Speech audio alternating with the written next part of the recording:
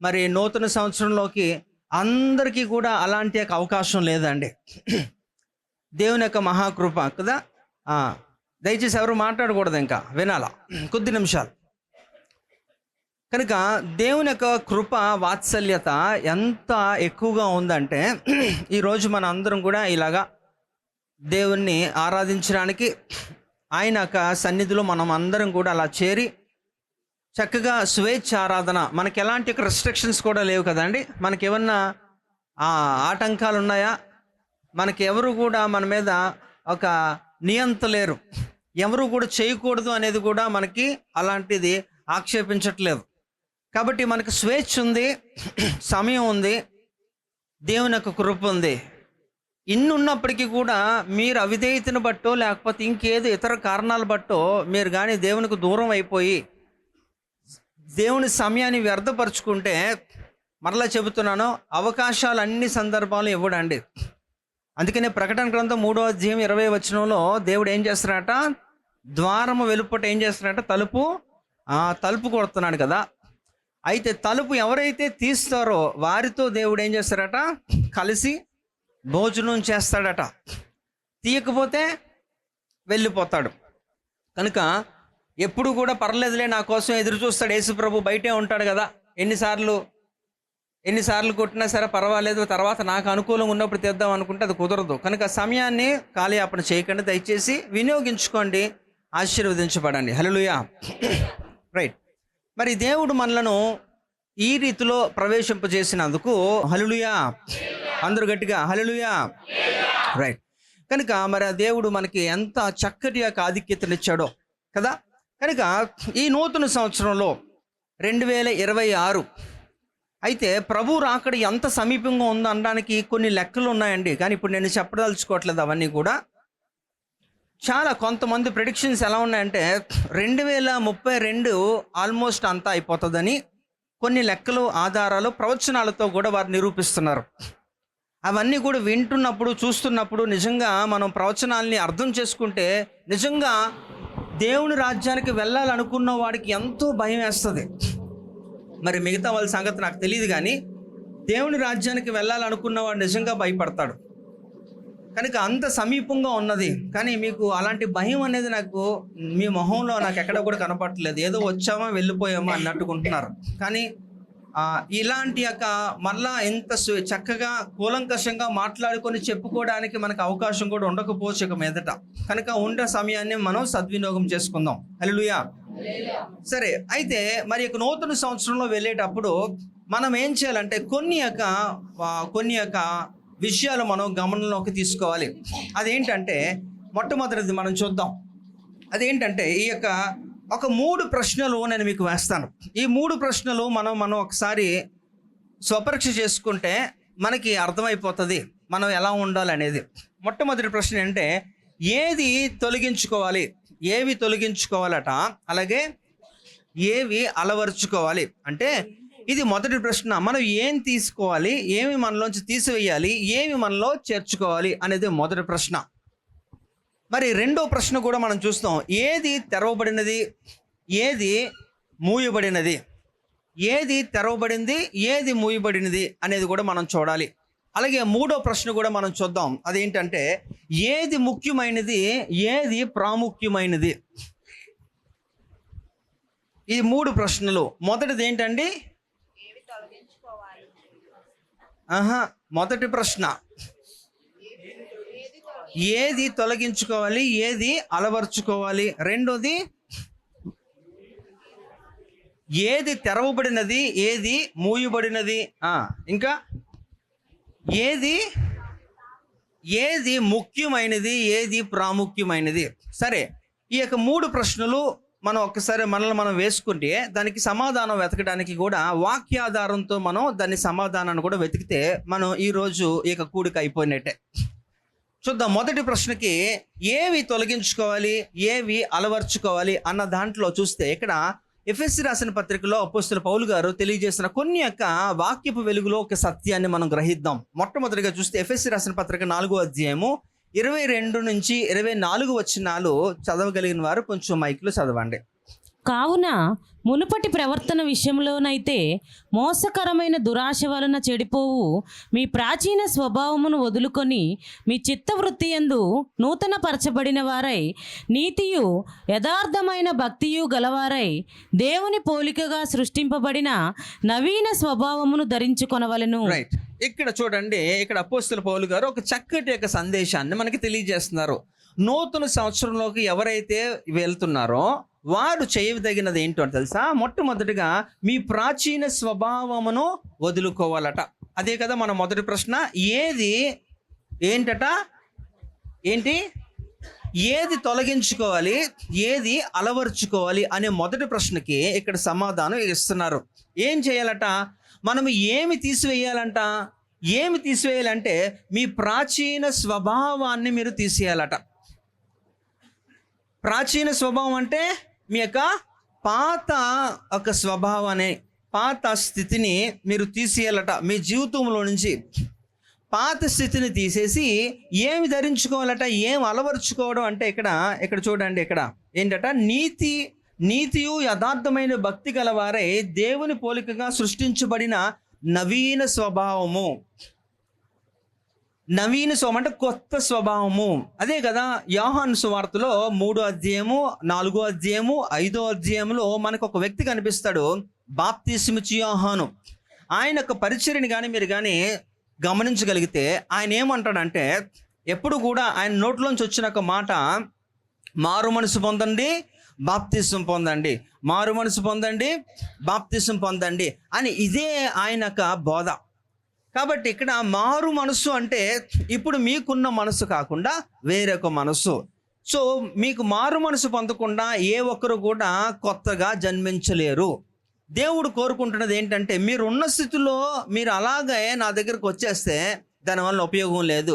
మీ స్థితిని మీరు మార్చుకొని నా దగ్గరకు వస్తేనే, అంటే ఈ లోకము వాటి యొక్క ఆశలు కూడా మీలో ఉండకూడదు. అందుకనే యాకోబు పత్రిక 4వ అధ్యాయము 4వ వచనంలో ఆయన తరచుగా ఈ యొక్క యేసు ప్రభు ఒక సహోదరుడు మనకి తెలియజేస్తున్న సత్యం ఏంటంటే, ఈ లోక స్నేహము దేవునితో వైరమని మీరు ఎరుగురా. కనుక మనల్ని అందరినీ రక్షించేది, మనకి ఏమైనా ఆపదల్లో ఉంటున్నప్పుడు మనల్ని రక్షించేది, మన శత్రువుల చేతి నుంచి రక్షించేది మన రక్షకుడైన యేసు ప్రభు వారు కదా. మరి అలాంటి యొక్క కోణంలో ఒకవేళ యేసు ప్రభు వారే దేవుడే నీకు శత్రువు అయిపోతే నిన్ను ఎవరు రక్షిస్తారు? అందుకే చాలా జాగ్రత్తగా ఉండాలి. కనుక దేవుడు మన నుంచి ఆశిస్తున్నది ఏంటంటే నవీన స్వభావం అట. చెప్పండి ఒకసారి. అంటే కొత్త స్వభావం అంటే నూతనత్వము, అంటే ఒక మారు మనస్సు. అది చాలా ఇంపార్టెంట్. ఏ వ్యక్తి కూడా రక్షణ పొందే సమయంలో తన స్థితిని మార్చుకోకుండా దేవుని యొద్దకు రాలేడు. తన స్థితిని విడిచిపెట్టి, ఈ లోకాన్ని విడిచిపెట్టి దేవుడిని సొంత రక్షకుడిగా అంగీకరించిన వాడే రక్షణ పొందుతాడు కదా. మరి అలాంటి కోణంలో ఈ మొదటి ప్రశ్న, మనం 2025 నుంచి 26కి మనం ప్రవేశించాడు, మనల్ని దేవుడు ప్రవేశపెట్టాడు అంటే, మనం ప్రవేశించామంటే మనం ఏంటట, దేవుడు మన నుంచి కోరుకుంటున్నది ఏంటంటే, ఒకవేళ కానీ మీరు పాత స్వభావాన్ని విడిచిపెట్టకపోతే, నవీన స్వభావం ధరించుకోకపోతే సంవత్సరాలు గతించిపోతాయండి, రోజులు గతించిపోతాయి, అన్నీ కూడా అలా గతించిపోతాయి. క్యాలెండర్ కూడా ఇలా తిప్పేస్తారు మీరు, కానీ మీ క్యారెక్టర్ మారదు. గుర్తుపెట్టుకోండి, మీ క్యారెక్టర్ మారాలంటే, మీ మనస్సు మారాలంటే ఇక్కడ దేవుని కోరుకునే విధానంలో మనం ఉంటేనే. ఏమి తొలగించుకోవాలంటే పాత స్వభావంలో ఉంటున్నవి, దేవునికి అవిష్టమైన కార్యములన్నీ కూడా మీరు తొలగించుకోవాలి. అలా తొలగించుకున్న వారు మాత్రమే నూతన స్వభావం, అంటే ఇక నవీన స్వభావాన్ని వారు ధరించుకుంటారట. అయితే ఏంటండి మేము వదులుకోవాల్సింది? ఏం వదులుకోమంటారు అంటే, ఇక్కడ నేను చెప్పేవి కాదు, మీకు తెలుసు మీ యొక్క బలహీనతలు ఏంటో అనేది. అయితే అవి కూడా మనం ఇక్కడ దేవుని వాక్యం ఏం చెబుతుందో స్పష్టంగా మనం కానీ ఒకసారి దాన్ని పరిశీలన చేయగలిగితే మనకు అర్థమైపోద్ది. ఇక్కడ చూద్దాం ఒకసారి. చూడండి, ఇక్కడ ధరించుకోవడం అంటున్నప్పుడు, ఇప్పుడు ఇది నూతన సంవత్సరం, నిన్న 31 రాత్రి మరి అందరూ కూడా సంఘానికి చక్కగా వచ్చారు కుటుంబాలతోని. ఈరోజు కూడా కొంతమంది హాజరయ్యారు, కొంతమంది రాకపోయినప్పటికీ. అలాగే సాధారణంగా ఏదన్నా ఎక్కడన్నా సరే ఫంక్షన్ జరుగుతున్నప్పుడు మిమ్మల్ని మీరు ప్రత్యేకించపరుచుకొని ఒక ఐడెంటిటీ మీకు ఉండాలని అది చక్కగా మీరు తయారవుతారు. ఇంకా అక్కడ మీ పాత్ర ఏదన్నా ఉంటే కూడా దాన్ని పోషిస్తారు కూడా. సో మీరు ఇక్కడ తయారవుతున్నప్పుడు ఇక్కడ కొత్త బట్టలు, ఈ రోజే ఈ యొక్క నూతన సంవత్సరంలోని కొత్త బట్టలను వేసుకొని వచ్చాను అన్నవారు ఎవరైనా ఉంటే ఒకసారి చేయి చూపించండి. అర్థమైందా నా ప్రశ్న? ఈ న్యూ ఇయర్లో కొత్త బట్టలు వేసుకొని నేను వచ్చాను అన్న వాళ్ళు ఒకసారి చేయి చూపించండి. తప్పేం లేదు, దర్ ఇస్ నథింగ్ రాంగ్. అమ్మ అంటే ఇలా చెబితే కానీ వల్ల మీరు అర్థం అవ్వక అలాగా. అంటే ఇక్కడ ఎందుకు చెప్తానంటే, కొత్త బట్టలు వేసుకోవాలంటే పాత వాటిని తీసివేయాలి కదా, అంతేనా? ఎవడు కూడా పాత వాటి మీద కొత్త బట్టలు ఎవరు వేసుకోరు కదా, వేసుకోరు. కనుక ఎక్కడ కూడా ప్రాచీన స్వభావాన్ని విడిచిపెడితే తప్ప నవీన స్వభావం మీరు ధరించుకోలేరు. ఒకవేళ ధరించుకోవడానికి ప్రయత్నించి చేసినప్పటికీ కూడా అది వ్యర్థము, వేస్ట్, అంతేనా? అంతే. కనుక ఇక్కడ చూద్దాం, ఇక్కడ దేవుడు ఏమి అందించి కోరుకుంటున్నాడు, ఏమి మనం రిప్లేస్ చేయాలట అంటే, వేటిని మనం సబ్స్టిట్యూట్ అంటే బదులుగా, వీటికి బదులుగా ఇవి మనము అలవర్చుకోవాల్సినవి ఏంటో చూద్దాం. ఇక్కడ మొట్టమొదటి చూస్తే, ఓకే ఇది చూడండి ఒకసారి. ఎఫెసీ రాసిన పత్రిక 4వ అధ్యాయం 25 నుంచి 32 వచనాల్లో త్వరగా చదవండి. మనము ఒకరినొకరము అవయవములై ఉన్నాము గనుక మీరు అబద్ధమాడుట మాని ప్రతి వాడును తన పొరుగువానితో సత్యమే మాట్లాడవలెను. కోపపడుడు గాని పాపము చేయకుడి. సూర్యుడు అస్తమించే వరకు మీ కోపము నిలిచి ఉండకూడదు. అపవాదికి చోటియ్యకుడి. దొంగిలివాడు ఇక మీదట దొంగిలక అక్కరగలవానికి పంచిపెట్టుటకు వీలు కలుగు నిమిత్తము తన చేతులతో మంచి పని చేయుట కష్టపడవలెను. మంచి పని చేయుచు కష్టపడవలెను. వినువారికి మేలు కలుగునట్లు అవసరమును బట్టి క్షేమావృద్ధికరమైన అనుకూల వచనమే పలుకుడి గాని దుర్భాష ఏదైనను మీ నోట రానియకుడి. దేవుని పరిశుద్ధాత్మను దుఃఖపరచకుడి. విమోచన దినము వరకు ఆయన యందు మీరు ముద్రింపబడి ఉన్నారు. సమస్తమైన ద్వేషము, కోపము, క్రోధము, అల్లరి, దూషణ, సకలమైన దుష్టత్వము మీరు విసర్జించుడి. ఒకని ఎడల ఒకడు దయ కలిగి కరుణాహృదయులై క్రీస్తునందు దేవుడు మిమ్మును క్షమించిన ప్రకారము మీరును ఒకరినొకరు క్షమించుడి. Very good. ఇక్కడ చూడండి, ఇక్కడ కొన్ని మనం వేసిన మొదటి ప్రశ్నకి దానికి సమాధానాన్ని ఇక్కడ ఇస్తున్నాడు. ఏంటట, ఏమి మనము తొలగించుకోవాలి, ఏమి వాటిని అలవర్చుకోవాలి అన్న ప్రశ్నకి ఇక్కడ సమాధానం చెప్తాను. సరే, ఇందాక అడిగితే ఏం తొలగించుకోమంటారండి అని మీరు అడుగుతారేమో. అయితే మీరు అడిగితే కూడా ఇక్కడ సమాధానం ఇక్కడ మనకి ఇక్కడ సిద్ధంగా ఉంచాడు దేవుడు. ఏంటట, మొట్టమొదటిది మనము ఏం చేయాలంటే ఇక్కడ చూడండి, రిప్లేస్ లైస్ విత్ ట్రూత్. అంటే ఇక్కడ ఏంటట, అసత్యానికి బదులుగా మనం ఏంటంటే సత్యాన్ని మనము రిప్లేస్ చేయాలట.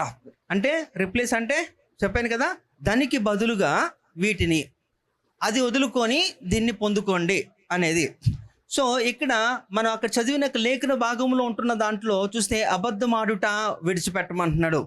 ఏం మాట్లాడట, ట్రూత్ అనేది. ఎందుకంటే యోహాను సువార్త 8వ అధ్యాయము 32వ వచనంలో మనకి తెలుసు, సత్యము మిమ్మల్ని స్వతంత్రులుగా చేయునని. ఎందుకంటే సత్యము ఎవరిలో లేదో వారు బంధకముల్లో ఉన్నారు, వారి బానిస అని గుర్తుపెట్టుకోండి. సాతానికి వాడి బానిస. ఎందుకంటే ఎవడైతే సత్యములో ఉంటాడో వారు స్వతంత్రుడు. అందుకని యేసుప్రభు వారు స్వతంత్రుడు కనుక యేసుప్రభుని ఏది కూడా బంధించలేకపోయింది. ఆఖరికి మరణము కూడా యేసుప్రభు వారిని బంధించలేకపోవడానికి కారణం ఏంటంటే ఆయన సత్యవంతుడు. యేసుప్రభు వారు యోహాను సువార్త 14వ అధ్యాయం 6వ వచనంలో ఆయన అంటాడు కదా, నేనే మార్గము, నేనే సత్యము, నేనే మార్గము, నేనే సత్యము. ఆయన సత్యవంతుడు కనుక ఆ సత్యవంతుడిని ఏది కూడా బంధించలేకపోయింది. కనుక ఆ సత్యమే మీలో ఉంటే, అందుకనే ఆ సత్యము మనలో లేనందున మనమందరం కూడా బానిసలుగా, మనందరం కూడా we were trapped, మనందరం కూడా ఒక ఉచ్చులో ఉన్నాం అనమాట. మనల్ని సాతాను మనల్ని బంధించాడు. అందుకనే ఈ నూతన సంవత్సరంలో మీరు రిప్లేస్ చేయవలసింది ఏంటంటే అసత్యానికి బదులుగా సత్యమే పలకండి. Hallelujah. So you should replace the lies with the truth. ఇది మొదటిదట. ఎవడైతే చేస్తాడో వాడు ఏంటట, నవీన స్వభావం ధరించుకోవడానికి అర్హుడు. ఎందుకంటే ప్రాచీన స్వభావంలో ఇది ఎంతో కొంత మనుషుల్లో ఇది ఏలుతూనే ఉంటుంది, ఉండదండి లేదా? అయితే అబద్ధములు వాడు పరిస్థితి ఎలా ఉంటుందంటే, ప్రకటన గ్రంథం 21వ అధ్యాయం 8వ వచనంలో అక్కడ 8 క్యారెక్టర్లు ఉంటాయి కదా, ఉంటుందా లేదా? వారందరిని ఏం చేస్తారట, వీరందరూ కూడా రెండో మరణానికి పాత్రులట. అయితే ఈ యొక్క అబద్ధం అనేది ఎంత రోజు జీవితంలో ఎంత అలవర్చుకున్నారంటే అందరూ అలవాటు పడిపోయిన వారు. చిన్న వాటి నుంచి పెద్ద వరకు కూడా, పెద్ద అబద్ధాల వరకు కూడా సునాయాసంగా వారు ఎలాంటి యొక్క బెరుకు లేకుండా వారు అబద్ధం ఆడుతూనే ఉంటారు. అది వారి యొక్క డే లైఫ్లో అది ఒక అలవాటు అయిపోయింది. కానీ ఇక మీదట అది కుదరదండి. ఇప్పటి వరకు కూడా నడిచిందేమో నాకు తెలీదు, కానీ ఈ నూతన సంవత్సరంలో దేవుడు ప్రత్యేకముగా మనకి తెలియజేస్తున్నాడు ఏంటంటే, you should replace the lies with the truth. Hallelujah. ఇది మొదటిదట. మరి రెండోది మనం చూద్దాం. Replace anger with peace. ఇక్కడ ఏంటట, కోపానికి బదులుగా సమాధానాన్ని మీరు అలవర్చుకోండి. అంటే కోపాన్ని మీరు తీసివేయండి. అయితే మీరు అనొచ్చు, అది ఎలా అవుద్దండి, అది నా వల్ల కాదు. ఎందుకంటే యేసు ప్రభు వారే కోప్పడ్డారు కదా. కోప్పడ్డారండి యేసు ప్రభు వారే కోప్పడ్డారు కదా. ఈ యొక్క కోపము, ఈ యొక్క సంతోషం, ఇవన్నీ కూడా ఎమోషన్స్ అన్నమాట. అంటే అవన్నీ కూడా డిఫాల్ట్గా ప్రతి ఒక్కరిలో అవి ఉండదగిన లక్షణములు. రోమపత్రికలో కూడా యేసు ప్రభు వారు అంటే, నవ్వే వారితో నవ్వండి, ఏడ్చే వారితో ఏడవండి అని చెప్పారు కదా. ఇన్ఫ్యాక్ట్ అలాగైతే యేసు ప్రభు వారే ఈ శిష్యులు గెత్సెమనే తోటలో ప్రార్థన చేయమని చెప్పి యేసు ప్రభు పైకి వెళ్తే వారు గురకలు పెట్టి పడుకుని పోతున్నప్పుడు యేసు ప్రభు అసహనాన్ని వ్యక్తం చేస్తారు, అక్కడ కోప్పడతారు. అలాగే ఇంకొక సందర్భంలో చూస్తే, ఈ దేవాలయాన్ని దొంగల గుహంగా మార్చినప్పుడు కూడా యేసు ప్రభు వారు కోప్పడి ఆయన కోపాన్ని అక్కడ చూపిస్తారు. అందు నిమిత్తం మీరు అర్థం చేసుకోవాలి, యేసు ప్రభు వారే కోప్పడినప్పుడు నేను కోప్పడడంలో న్యాయం లేదా అంటే ఆయనకి నీకేటి పోలిక. అయితే ఈ విషయానికి వస్తే కూడా గుర్తుపెట్టుకోవాలి, ఎఫెసీ రాసిన పత్రిక 4:29 మనకు అక్కడ ఒక మాట కనబడుతుంది. కోపపరుడి కానీ పాపము చేయకుడి అని అపోస్తలుడు పౌలు గారు ఎఫెసీ సంఘానికి తెలియజేస్తున్నారు. ఆ సత్యం ఎందుకంటే, కోపం అనేది ఇక సూర్యోదయంకు మొదలుకొని సూర్యాస్తమనకు మునిపే మనం ఏం చేయాలట, దాన్ని క్లియర్ చేసుకోకపోతే కోపం అనేది ఇంకొక ఫేజ్లోకి వెళ్తుంది. అంటే కోపము కూడా ఏమవుతుందట, అది వేరొక రూపం దాలుస్తుందట. Anger will turn to hatredness. అంటే ఈ యొక్క కోపము అలా కానీ మనం క్లియర్ చేసుకోకపోతే, దాన్ని బయటికి తొలగించకపోతే అది కాస్త ద్వేషము కింద మారుతుంది. ద్వేషము అయినప్పుడు మీరు అర్థం చేసుకోవచ్చు, ఇవన్నీ కూడా శరీర కార్యముల్లో వస్తాయి. అప్పుడు మీరు పాపములో ఉంటారు. అందు నిమిత్తము అలాంటిది, these are all their abstracts అంటారు. అంటే ఈ కోపము కానీ, ఈ యొక్క నొప్పి కానీ, ఇలాంటివన్నీ కూడా కనబడవండి.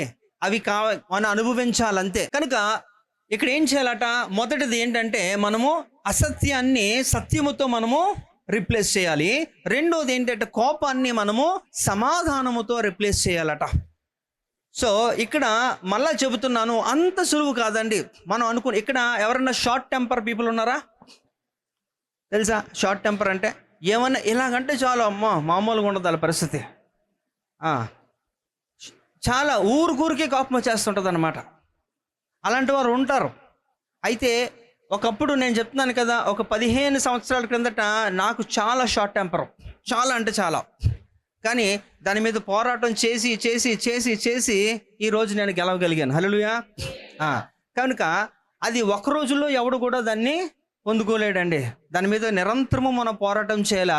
అంతకంటే ముందు దాన్ని మనం పొందుకోవాలి. దాని మీద పోరాటం చేసి విజయం మనకు రావాలంటే సమాధానకర్తగా అధిపతి వలనే, యేసు ప్రభు వలనే. అందుకనే యేసు ప్రభుని ఎన్ని మాట్లాడినారండి, ఎన్నెన్నో మాట్లాడినారు. ఆయన అవమానించారు, హింసించారు, కొట్టారు. కానీ ఎక్కడ కూడా ఆయన షార్ట్ టెంపర్గా ఎక్కడ ప్రవర్తించలేదు. ఆయన ఎక్కడ కూడా అంతగా వారిని ఏది అనలేదు. ఆయన తప్పు చేయలేనప్పటికీ కూడా ఆయన అన్యాయపు తీర్పు తీర్చి ఆయన్ని ఇబ్బంది పెట్టి ఆఖరికి చంపేశారు. అయితే చంపేయడం అంటే కూడా తన్ను తాను అప్పగించుకున్నాడు కాబట్టి వాడు చంపగలిగాడు, అది వేరే సంగతి. కానీ అంటే ఇక్కడ నేను చెబుతున్నా, ఎంత సౌమ్యంగా ఉన్నాడు ఆ యేసు ప్రభు వారు. అవునా కదా? ఆయన సాత్వికుడట. అవునా కదా? మత్తయి సువార్త 11వ అధ్యాయంలో ఆయన చెప్తారన్నమాట, దీన మనస్కుడట, నా యొద్ద మీరు నేర్చుకోండి అంటాడు ఆయన. కనుక అలాంటి వ్యక్తి దగ్గర మనం నేర్చుకోవాలి. అలాంటి వ్యక్తి మన జీవితానికి ఆధార సంభూతుడు. హల్లెలూయా. ఆయన ద్వారానే మనం ఇది చేయగలం. అందుకనే ఆయనకి ఇవ్వబడిన 5 గుణాలు చాలా ఉన్నాయి, కానీ ఒక 5 మాత్రం యెషయా గ్రంథం 9వ అధ్యాయం 6వ వచనంలో ఆయన తెలియజేస్తారు కదా. ఏంటవి?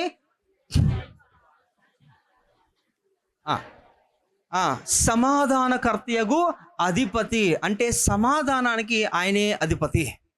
కాబట్టి ఆయన ఇచ్చే సమాధానము మరి ఎవ్వడు కూడా లోకములో దేవుళ్ళు దేవతలను పిలువబడినోడు ఎవడు ఇవ్వలేడు, గుర్తుపెట్టుకోండి.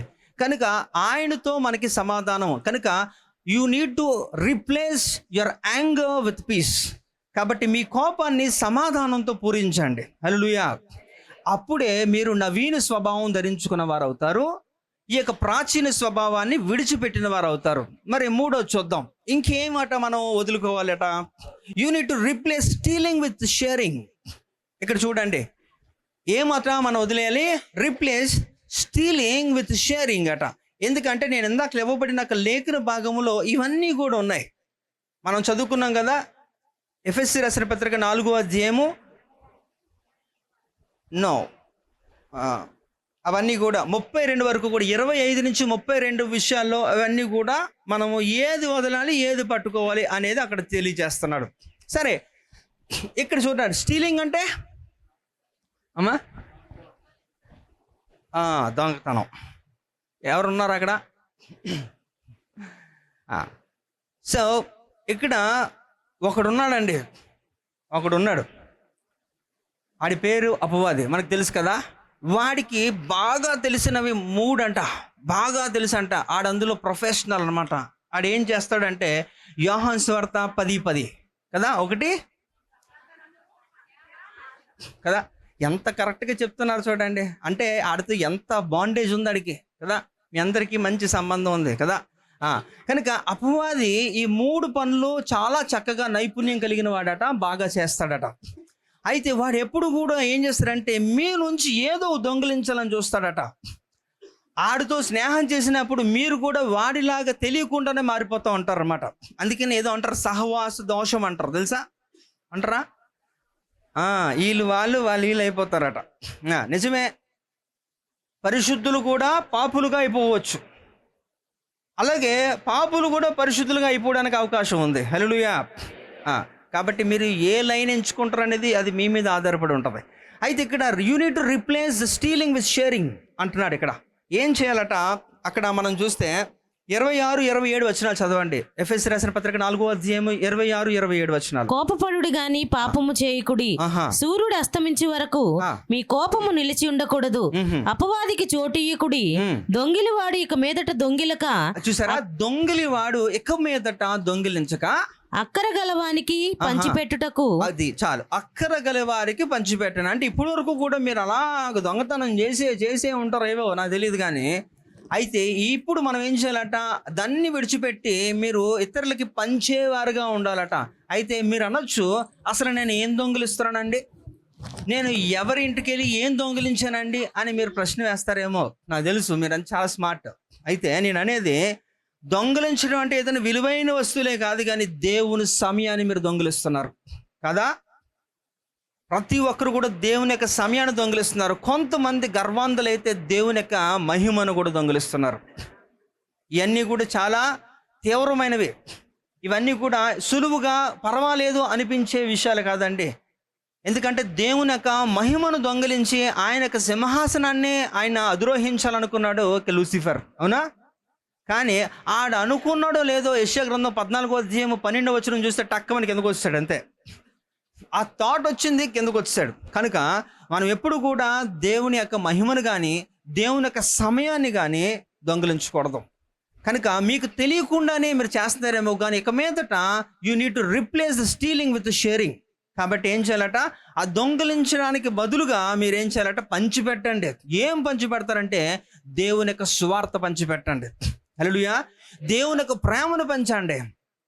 దేవుని గురించి విరిగా అందరికీ కూడా ఉచితముగా ఇవ్వండి. రక్షణ గురించి తెలియజేయండి. ఎందుకంటే రక్షణని ఎవరన్నా సరే తృణీకరించినా, వారు నిర్లక్ష్యం చేస్తే వారి పరిస్థితి ఏంటట? హెబ్రీ పత్రిక 2వ అధ్యాయం 3వ వచనంలో, ఇంత గొప్ప రక్షణను నిర్లక్ష్యము చేసిన ఎడల మీరు ఎలాగూ తప్పించుకుందరు. కనుక చాలా జాగ్రత్త.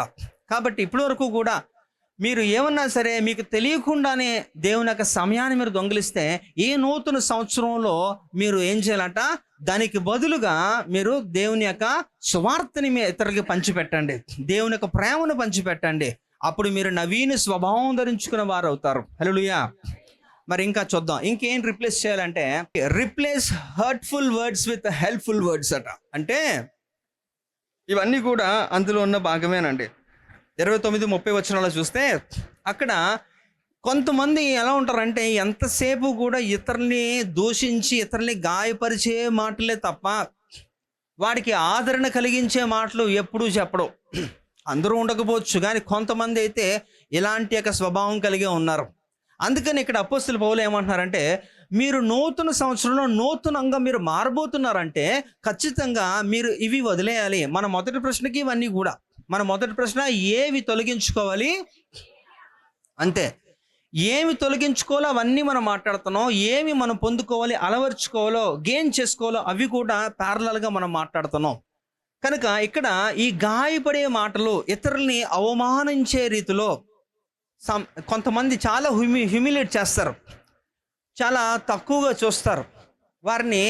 అది ఏ విషయంలోనూ అవ్వచ్చు, అది నీ స్థితి అవ్వచ్చు, లేకపోతే నీ రూపం అవ్వచ్చు, నీ యొక్క ఉద్యోగం అవ్వచ్చు, ఏదన్నా కానీ, లేకపోతే నీ యొక్క కులం అవ్వచ్చు, ఏ దరిద్రం మొత్తానికి ఏదన్నా సరే, ఇలాంటిని బట్టి ఏం చేస్తారంటే వారు తక్కువగా వారు చూస్తూ ఉంటారు, ఇతరుల్ని అవమానకరంగా ఇబ్బంది పెడతా ఉంటారు. కానీ దేవుడు చెప్తున్నాడు, యూ నీడ్ టు రిప్లేస్.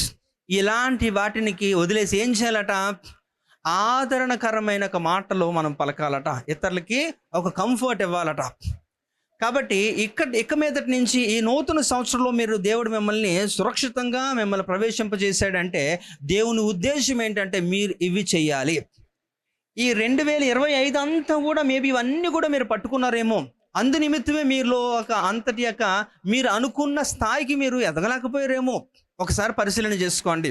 చూడండి, ప్రశ్న ఎప్పుడు కూడా మనకు ఆలోచన శక్తిని అది ఇంకా పెంపొందిస్తుంది. అందుకనే ప్రశ్న మనం వేసుకోవాలి.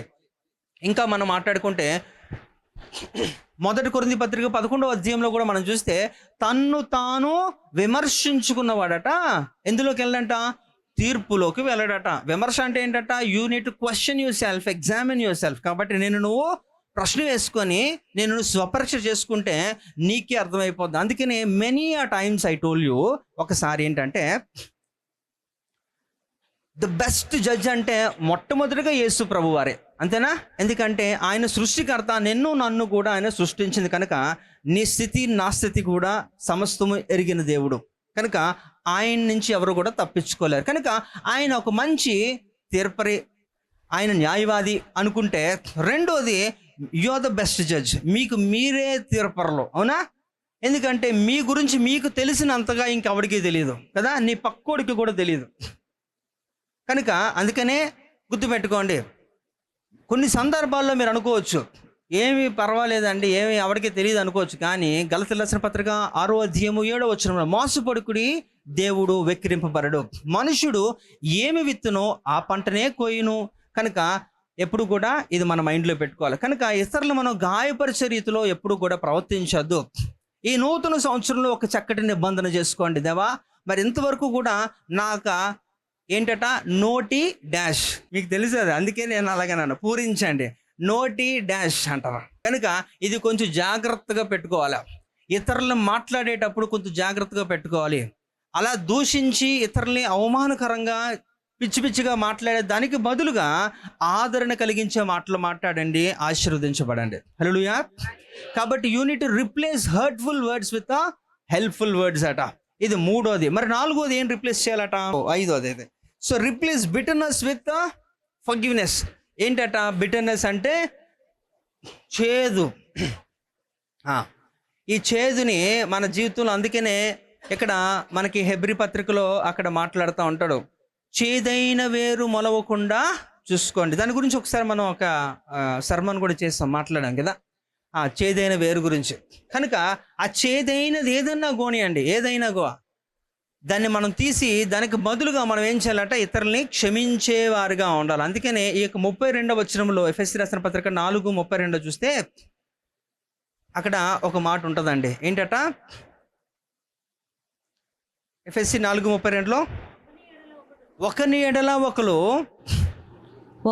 ఒకడు దయ కలిగి కరుణా హృదయులై క్రీస్తునందు దేవుడు మిమ్మును క్షమించిన ప్రకారము మీరును ఒకరినొకరు క్షమించుకొనడి. హల్లెలూయా. కనుక దేవుడు ఎలా అయితే మనల్ని క్షమించాడో, అయితే ఇక్కడ దేవునికి ఆ మనసులో బాధ లేదంటారా? యేసు ప్రభు వారిని ఆ సిలువేస్తున్నప్పుడు ఎన్నో మాటలు అన్నారు, కొట్టారు, ఎన్నో చేశారు, అవమానించారు. అయినప్పటికీ కూడా ఆయన మొట్టమొదటి సిలువలో పలికిన మొట్టమొదటి మాట ఏంటట?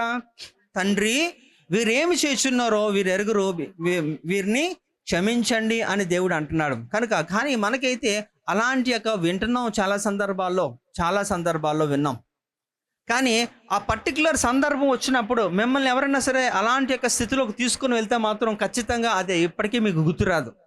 ఏం చేస్తారంటే, వాడు నన్ను ఇలా అంటే నేను ఇలా అంటాను అని చెప్పి మీరు ఏం చేస్తారంటే చాలా ఇంకా అన్యులే బెటరు, వాళ్ళకే కనికరం ఉంటుంది అనిపిస్తుంది అనమాట కొన్ని సందర్భాల్లో. కానీ ఆ సందర్భంలో మాత్రం మీరు వారికంటే ఇంకా హీనులుగా ప్రవర్తిస్తుంటారు. అలాగ మనం ఉండకూడదు. కానీ ఏంటంటే we need to replace bitterness with forgiveness. కనుక అలాంటి చేదైనది ఏదన్నా ఉంటే దాన్ని తీసివేసి, ఎందుకంటే సాధారణంగా అది రాదు. ఎవరో మిమ్మల్ని మిమ్మల్ని టార్గెట్ చేసి అంటేనే మీకు అలాంటి బాధ ఉంటుంది. అయినప్పటికీ కూడా వారిని క్షమించి అంతటి మనస్సు మీరు పొందుకోగలగాలి. అదే కదా మరి ప్రాచీన స్వభావాన్ని మనం విడిచిపెట్టి నవీన స్వభావం ధరించుకోవడం అంటే దాని అర్థం ఏంటట? కొన్ని సందర్భాల్లో నీ తప్పు ఉండదు, కానీ అలాంటి సిచ్యువేషన్ వచ్చినప్పుడు వాడిని క్షమించే హృదయం నీకు వస్తే మాత్రం, అయితే మీరు అనొచ్చు, దీన్ని బట్టి నాకేంటండి, నా కోపం ఎలా చల్లారుతుందండి, నా రివెంజ్ ఎలా తీసుకుంటానంటే, ఇక్కడ కూడా దేవుడు చెప్తున్నాడు కదా, పగ తీర్చుకున్నట నా పని కదా. రోమపత్రిక 12:19-20 వచనాల్లో ఏమాట? నీ శత్రువు కానీ వాడిని ఇంటికి వస్తే, వాడి ఆకలిగా ఉంటే, దాహముగా ఉంటే వాడికి నీళ్ళు ఇమ్మన్నాడట, వాడికి భోజనం పెట్టమన్నాడట. అంతే. ఆ తర్వాత ఏమవుతుందంట? వాడి యొక్క తల మీద నిప్పులు కుప్ప పోస్తారట. ఎవరు? దేవుడు చేస్తా. అంటే నీ చేతికి మట్టి అంటకుండానే నీ శత్రుని దేవుడు చూసుకుంటాడు. అయితే మీరు చేయదగినది ఏంటంటే క్షమించు. హల్లెలూయా. కాబట్టి you need to replace bitterness with forgiveness. ఈ యొక్క 5 కూడా చాలా ప్రాముఖ్యమైనవి. చెప్తారా? మొదటిది సత్యాన్ని బదులుగా మనము అసత్యాన్ని బదులుగా సత్యాన్ని. 2 కోపానికి బదులుగా సమాధానము. 3 ఓకే 4 ఓకే 5 ఓకే. ఈ యొక్క 5 కూడా చాలా ప్రాముఖ్యమైనవి. ఏంటి ఇదంతా కూడా మొదటి ప్రశ్నకి మనం సమాధానం ఇస్తున్నాం అమ్మా. ఇదంతా కూడా మొదటి ప్రశ్నకి కదా. మొదటి ప్రశ్న ఏంటి? ఏవి తొలగించుకోవాలి, ఏవి అలవర్చుకోవాలి.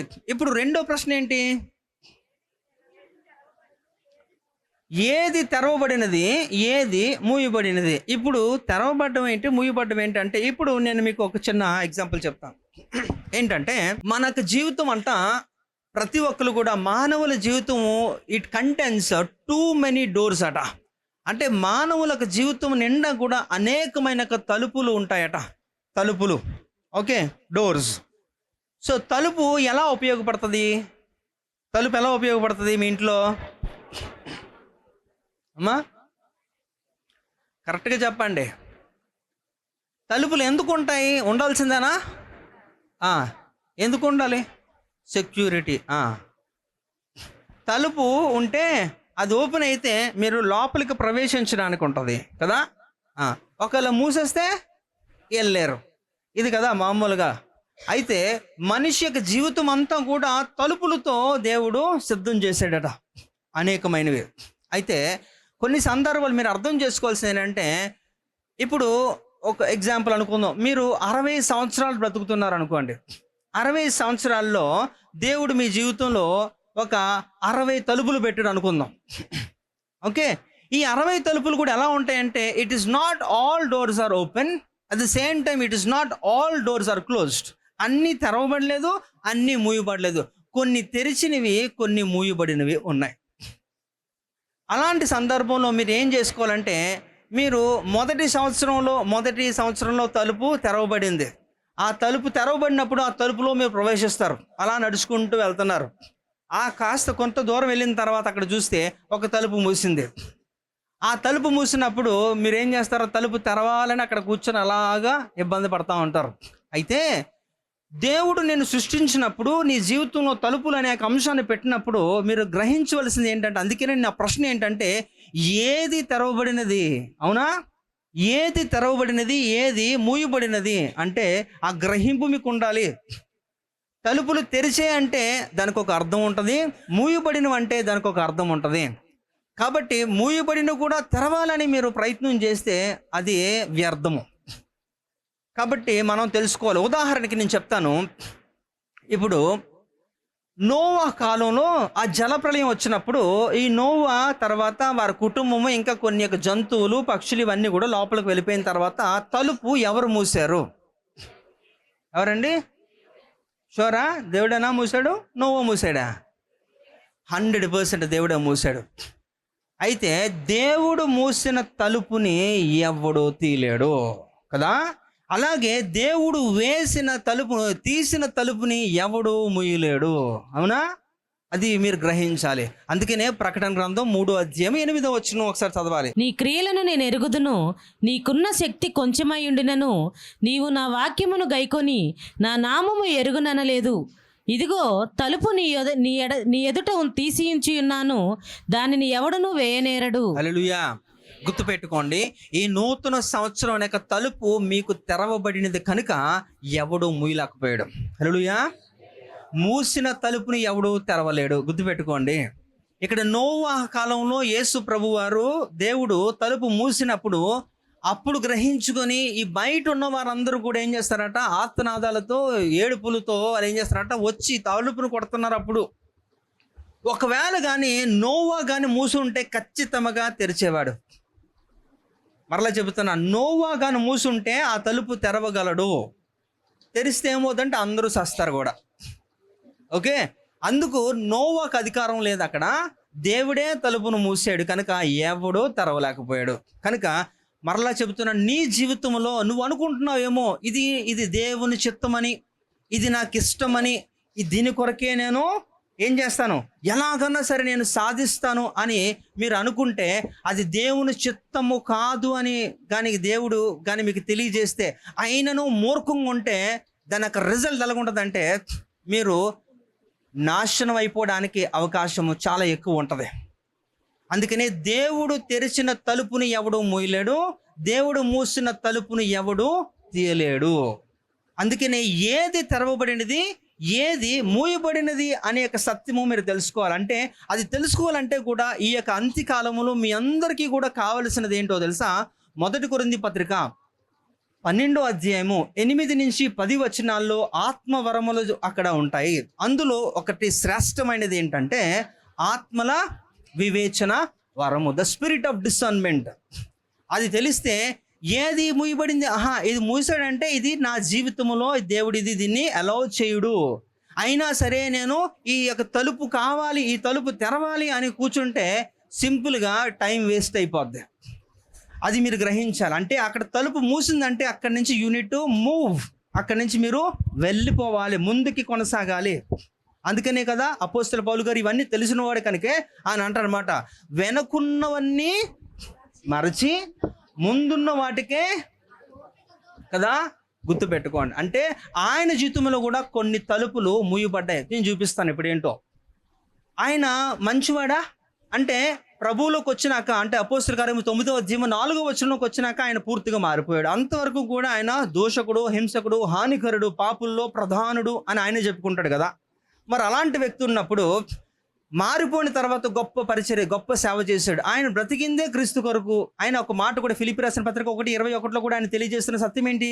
బ్రతుకుటైతే క్రీస్తు, చావు అయితే లాభమే అని అంత కొండ బద్దలు కొట్టినట్టు చెప్పినాక సత్యం ఆయన మనకిస్తున్నప్పుడు, మరి ఆయన దేవుని పని మీదే వెళ్తున్నప్పుడు దేవుని పనిలోనే కొన్ని ఆటంకములు ఆయనకు ఎదురయ్యాయి.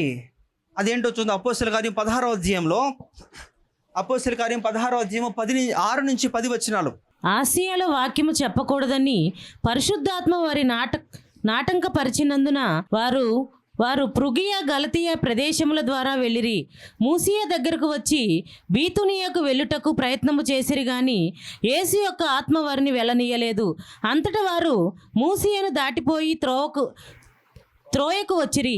అప్పుడు మాసిదోనియా దేశస్థుడు ఒకడు నిలిచి, నీవు మాసిదోనియాకు వచ్చి మాకు సహాయము చేయమని తనను వేడుకొనుచున్నట్టు రాత్రివేళ పౌలునకు దర్శనము కలిగెను. అతనికి ఆ దర్శనము కలిగినప్పుడు వారికి సువార్త ప్రకటించుటకు దేవుడు మమ్మను పిలిచియున్నాడని మేము నిశ్చయించుకొని వెంటనే మాసిదోనియాకు బయలుదేరుటకు యత్నము చేసితిని. మీకు అర్థమైందండి? ఈయన ఆ స్థలానికి వెళ్ళాలని ముందుగానే దైవజనుడు కనుక ఒక టీం రెడీ చేసుకొని ఆ స్థలానికి సువార్త ప్రకటనకి సిద్ధమయ్యాడు, వెళ్ళడానికి రెడీ అయ్యాడు. కానీ అక్కడ ఆ స్థలానికి వెళ్ళడానికి పరిశుద్ధాత్ముడే ఆటంకపరుస్తున్నాడట. అక్కడ వెళ్ళొద్దు నువ్వు అని, అక్కడికి వెళ్ళొద్దు అంటున్నప్పుడు ఈయనకు అర్థం కాలేదు. అదేంటి, నేను ఎక్కడికి వెళ్ళినా ఇదే కదా పని చేసేది, అక్కడికి వెళ్ళినా సువార్త, ఇక్కడికి వెళ్ళినా సువార్తే కదా, ఏంటట ఇక్కడ ఈ స్థలానికి ఎందుకు దేవుడు వద్దంటున్నాడు అనేసి ఆయన ఆలోచించాడు. అంటే అక్కడ తలుపు మూయబడినప్పుడు ఆయన ఏం చేశాడు, అది ఆలోచించి ఆ తర్వాత కొనసాగిపోయాడు. He didn't waste his time. గుర్తుపెట్టుకోండి, ఆయన తలుపు మూసినప్పుడు ఇది దేవుని చిత్తమని నువ్వు అనుకుంటే కుదరదు. అక్కడ అది గ్రహించి అంత శక్తి సామర్థ్యత అంత ఆత్మీయత నీకు అన్నం ఉండాలి. లేకపోతే కనీసం చెప్పేవాళ్ళు చెబుతున్నప్పుడన్నా మీరు బుర్ర పెట్టి వినాలి. లేదంటే మీరు మోసపోవడం, నాశనం అవడం తప్ప ఇంకొకటి ఉండదు. ఇది దేవుని చిత్తము కాదు అంటున్నప్పుడు ఇంకా అక్కడ ఆగిపోయి అక్కడి నుంచి నెక్స్ట్ ద్వారం ఏది తెరుస్తుందో అది చూసుకొని వెళ్ళిపోవాలి. అందుకనే నేను చెప్తున్నాను, మనుషుల జీవితం అంతా కూడా తలుపులతో దేవుడు నింపినప్పుడు కొన్ని తలుపులు తెరవబడ్డాయి, కొన్ని మూయబడ్డాయి. అందుకనే ఏది తెరవబడినది ఏది మూయబడినదో మీరు తెలుసుకోవాలి. కనుక ఇది తెరవబడిన తలుపు 2026 మీకు తెరవబడిన తలుపు కదా. It is an open door for 2026 for all the believers ఎక్కడ ఉన్నవారు. కానీ కొంతమందికి మూయబడినది, అవునా, వారు లేరు కదా మన మధ్య, ఉన్నారా? మనకు తెలుసు, రీసెంట్గా కొంతమంది వెళ్ళిపోయారు. కనుక అయితే ఎందుకు తెరవబడింది మీకు? ఎందుకు తెరవబడిందంటే మీ పట్ల దేవుని యొక్క ప్రణాళిక, దేవుని చిత్తము మీ ద్వారా ఇంకనూ సంపూర్తి చేయాలి. కనుక అది గ్రహించి మీరు దేవుని చిత్తము నెరవేర్చువారుగా ఉంటున్నప్పుడు మీరు కొనసాగుతారు. హల్లెలూయా. కాబట్టి మొదటిది ఏంటట, ఏమి తొలగించుకోవాలి, ఏమి అలవరుచుకోవాలి, దానికి సమాధానం వచ్చింది. రెండోది ఏది మూయబడినది, ఏది తెరవబడినది, దీనికి కూడా దేవుడు మనకి తెలియజేస్తున్నాడు. మన జీవితంలో దేవుని చిత్తము కాదు అంటున్నప్పుడు మీరు జాగ్రత్తగా అక్కడ అది గ్రహించి ఆ మూయబడిన తలుపుని తెరవాలని మనం ప్రయత్నించకండి. మరలా చెబుతున్నాను, ఏమవుతుందండి తలుపు తెరిస్తే అంటే కొన్ని చెప్పడం. అందుకనే ద్వితీయోపదేశకాండము 29వ అధ్యాయం 29వ వచనంలో ఒక మాట అక్కడ తెలియజేస్తున్నాడు. ఏంటట, రహస్యములు యెహోవా వశమట. అవునా? కాబట్టి మీరు అన్ని శోధించి తెలుసుకోవడానికి అది కుదరదు. కొన్ని మీకు ఎంతవరకు ఉపయోగమో దాని వలన మొదటిది ఏది తొలగించుకోవాలి, ఏది అలవర్చుకోవాలి. రెండు, ఏది మూయబడినది, ఏది తెరవబడినది. మూడో ప్రశ్న ఏంటట, ఏది ముఖ్యమైనది, ఏది ప్రాముఖ్యమైనది. ఇప్పుడు నాకు మీరు ఈ వ్యత్యాసం చెప్పండి. ఈ మూడో ప్రశ్నకి వ్యత్యాసం ఏంటండి? దావీదు గారు మీరే కరెక్ట్గా చెప్తారంటారు. ఏది ముఖ్యమైనది, ఏది ప్రాముఖ్యమైనది, ఆ వ్యత్యాసం ఏమైనా ఉందా? రెండు ఒకటేనండి అంటారా?